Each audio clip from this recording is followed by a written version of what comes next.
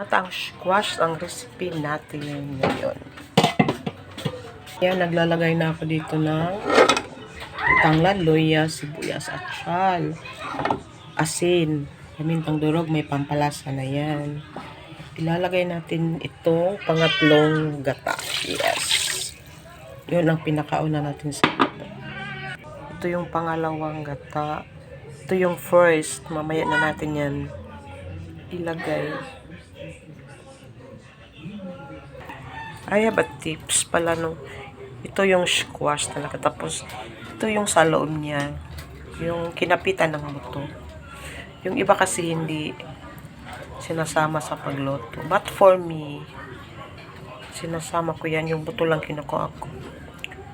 Para yung sabaw mo, mas lalong mag-broth. May may buhay yung sabaw. Yan, hindi ko yan tinatapon. Buto lang talaga ang naitapon ko.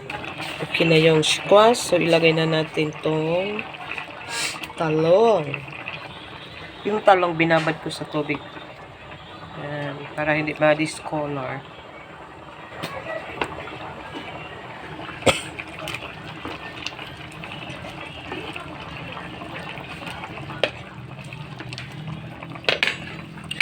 Ayo ba yan?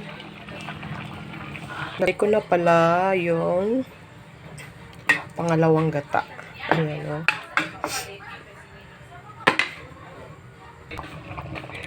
Ilang minutes, lagay na natin yung ating sitaw, string beans. Okay, lagay na natin yung okra.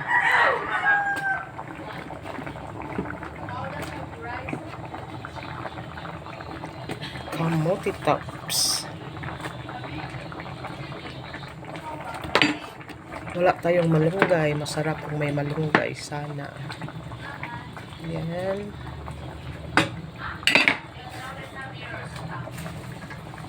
Damihan natin yung kamote tops kasi yung mga chikiting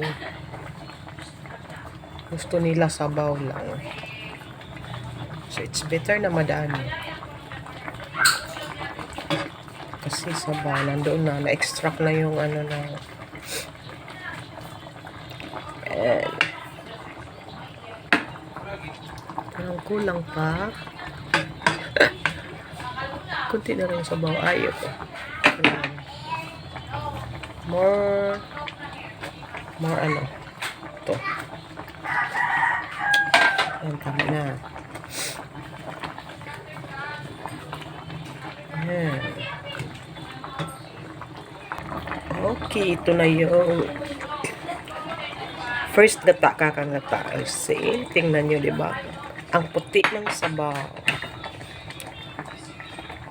I-off na natin yung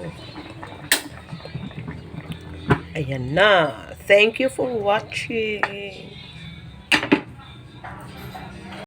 Kamasa yung ating ginataan, yung ating ulam. Wala yang fish, walang dried fish or whatever. Purely gulay lang talaga yan. Kasi may panlaban ako dyan. May partner ako dyan. Tingnan nyo. Ayan. Yung maliliit na fish. Ayan. Paksiw yan. Na binalot ko. Kasi may dahon akong available. So, binalot ko na lang. Pero pag hindi mo ito ibalot, dapat iuna mo muna yung mga sangkap niya. Hanggang sa lumabas ng aroma, saka mo pa ilagay itong mga maliliit na fish. Tingnan nyo, oh. Yan, na-open yan kasi kinain. Yan.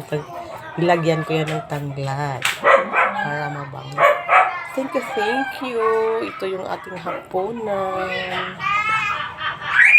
Bye everyone. God bless. Salamat sa support. Salamat sa pag-watch. Love you all.